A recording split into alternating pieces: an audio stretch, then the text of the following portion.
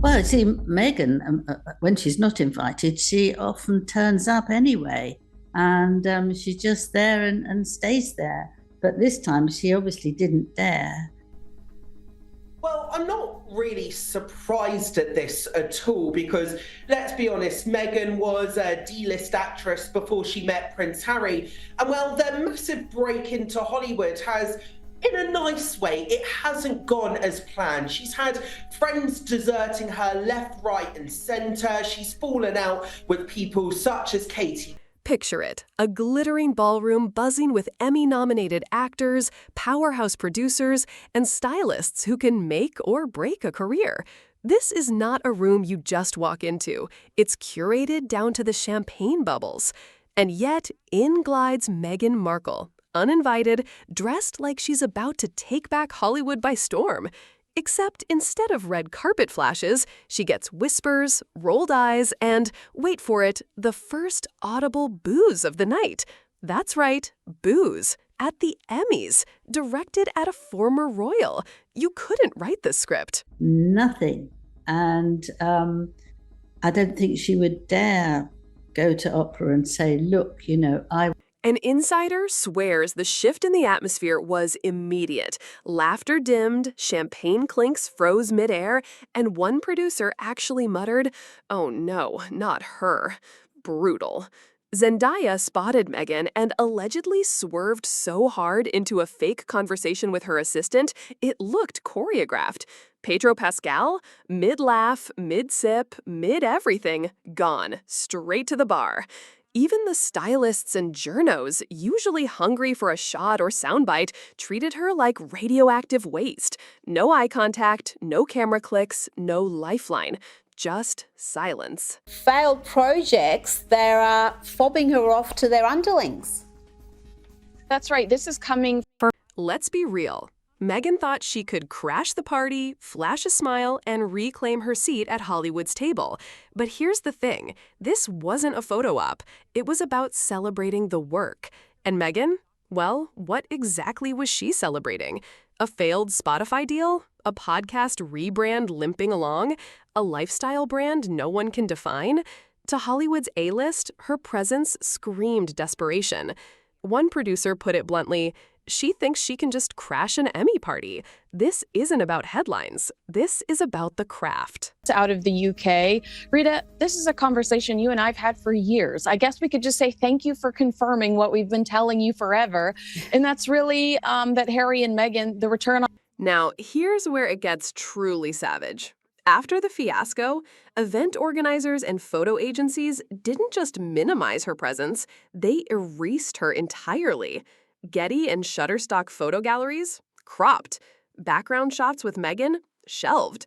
Her team even tried to push their own photos the next morning, but wire services flat out refused. One publicist nailed it. Nobody wanted to run photos from an event she wasn't invited to. It would look like an endorsement. Hollywood didn't just boo Meghan Markle, they deleted her.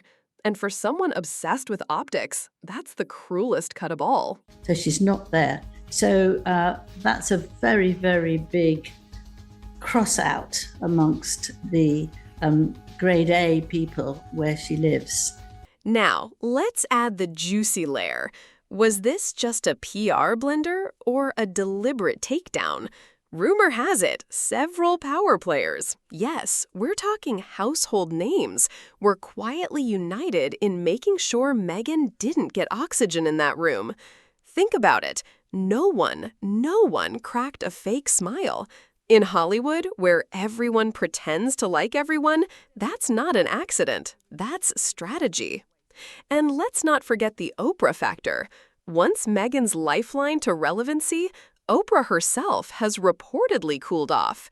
Gayle King, same story. If Meghan can't even cling to Oprah's halo, what chance does she have left in Tinseltown? Like Katy Perry, studio execs, even stylists who once courted her. Now, they're not picking up the phone. Instead, she's the unwanted guest, shuffled to a seat near the exit with a discreet glass of water while nominees toasted champagne. Symbolic, no? So Meghan's big Hollywood comeback wasn't just a flop, it was an annihilation. If you believe the insiders, this wasn't just another bad night. This was the turning point. The moment Meghan Markle went from Duchess of Sussex to persona non grata. What do you mean by that? He's also a fox. Right. Yeah. Slay the dragon, save the princess. It's all bullshit. So picture this. Meghan Markle, ready for her big television rebirth, drops a Netflix series called With Love, Meghan. This was supposed to be her crown jewel, her silencer of critics, her I told you so moment. Instead, honey, it tanked harder than a lead balloon in the Mariana Trench. Bottom of the barrel ratings, critics tearing it apart, and viewers calling it fake, forced, and disconnected from reality. And the kicker? Netflix had already shot 2 seasons. That's right, season 2 is coming whether we want it or not. Somewhere, the cancellation fairy is sipping margaritas on vacation while subscribers suffer. Hey, just sending love and checking in. Shut the f*** up. No, but it's a good one. Who the f*** are you? About what? What now? What is it now? What the f*** did you just say? But there is something really disturbing. These are your last moments. It's gonna be horrific. Yeah, I loved it. But wait, the drama bubbles over. One of Meghan's little DIY wellness tips on the show, a homemade bath salt recipe, sparked an actual lawsuit. A fan claims the concoction left her with catastrophic burns. Yes, from bath salts, not the Florida kind, the Markle kind. Now Meghan, Netflix, and her brand could be facing a $10 million legal firestorm. Who knew self-care could be so litigious? Look at that face. She's not happy. Oh, yeah, it's so hard to be pretty. So your life is so hard. You're a fucking princess. I wonder how hard it is to be Cinderella when you look like the fucking step witch's mother. That's a character you didn't even know about. I didn't even know you were black. Next, Meghan takes to podcasting, supposedly raw, emotional, authentic. Instead, it came off like a staged PR reel with extra lighting. She dabs her eyes, voice quivering, but zoom in, no tears. None. Zip, nada. And then the internet drags out an old clip where Meghan literally brags she can cry on command. Talk about receipts. Suddenly, her emotional moment looked more like audition tape than heartbreak. Even body language experts chimed in, pointing out her fake smiles, shoulder shrugs, and twitchy tells that screamed acting.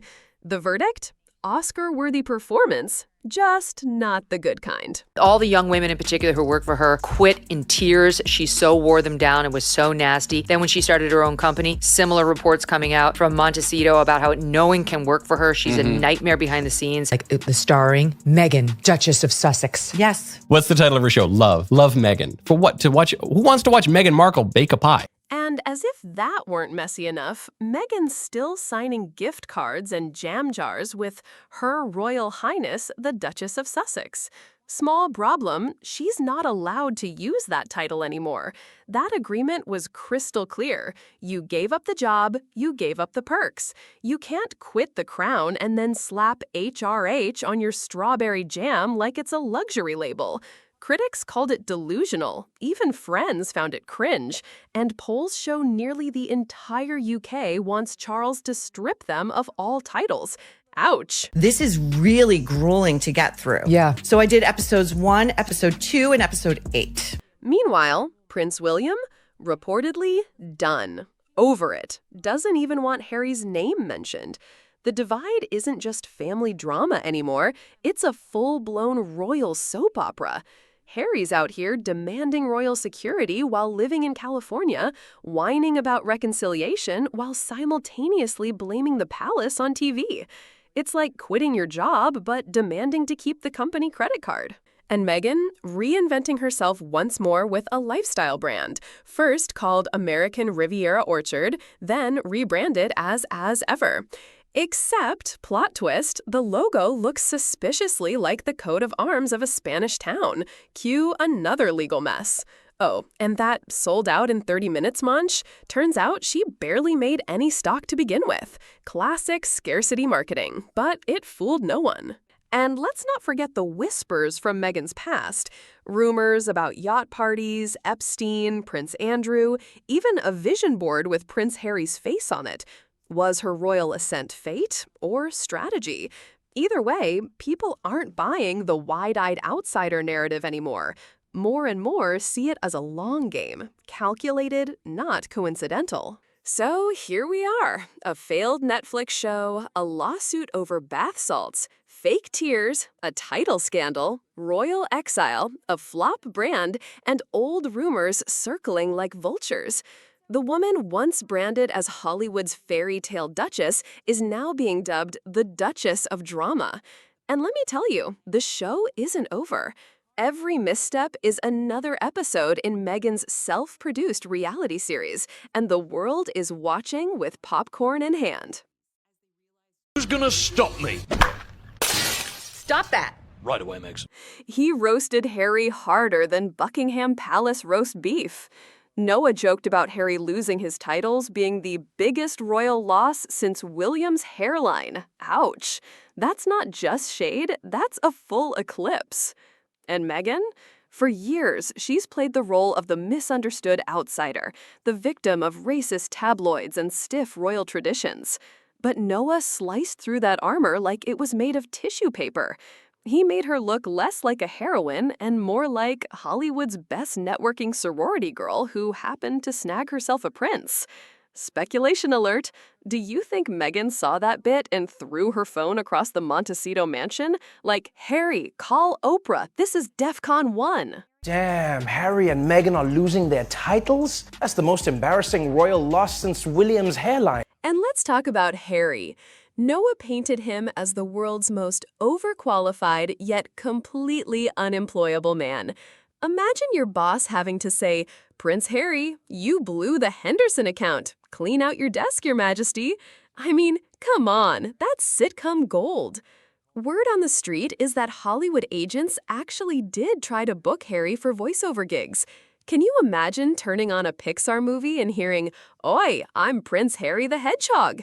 Meghan would be in the background like, "Make sure they spell Marco with an E in the credits, thanks." Queen has announced that Harry and Meghan can no longer describe themselves as royal. And I won't lie, if I was Harry and Meghan, I'll be like, fine, then we'll be known as Royale. But here's where it gets truly savage. Noah didn't just make jokes, he lit the fuse. Suddenly, every comedian from Conan to Joe Rogan smelled blood. The Sussexes weren't just royals anymore. They were Hollywood's newest comedy punching bags. SNL reduced Meghan to that girl from Deal or No Deal. Andrew Schultz went nuclear with America Doesn't Care About You. And the British comics? Oh, honey, the Brits treated it like sport. Puppet shows, late-night bits, Jimmy Carr crossing lines so sharp they sliced Buckingham curtains in half. And then the internet got hold of it. TikTok turned Meghan's pineapple cutting tutorials into a meme empire. YouTube auto-tuned her interviews into EDM remixes. Suddenly, Meghan wasn't a duchess. She was a genre. Although I do have to admit this, right? I always find it weird when people introduce a new baby. Because if you think about it, there's such a big contrast between the end product and how it was made. The result of our sweaty night of just raw dogging, #blessed. Now here's the twist no one talks about. While Meghan and Harry claim they wanted privacy, their entire brand depends on selling access to their private lives. And that's why the comedy hits so hard. Every time they cry, "Leave us alone," a new Netflix special drops. Every time Harry says, "We want normal lives," boom, another tell-all book. And the comedians? They're not inventing hypocrisy, they're pointing it out like neon signs in Vegas. The audience laughs, but underneath, it's recognition. These two built their empire on contradictions. So here's the million-dollar gossip question. Can Meghan and Harry ever reclaim their story once the world has decided it's funnier without them? Because once you become a meme, a roast, a puppet caricature, honey, you don't get to control the punchline. And Trevor Noah, he wasn't just telling jokes. He was handing the Sussexes their cultural pink slip. The crown may be gone, but the clown shoes, those, it seems, fit perfectly. And that, my friends, is the royal roast that refuses to die. Stay tuned, because if you thought that was savage, wait until you hear what Meghan reportedly did after Spitting Image aired. Let's just say tiaras were thrown.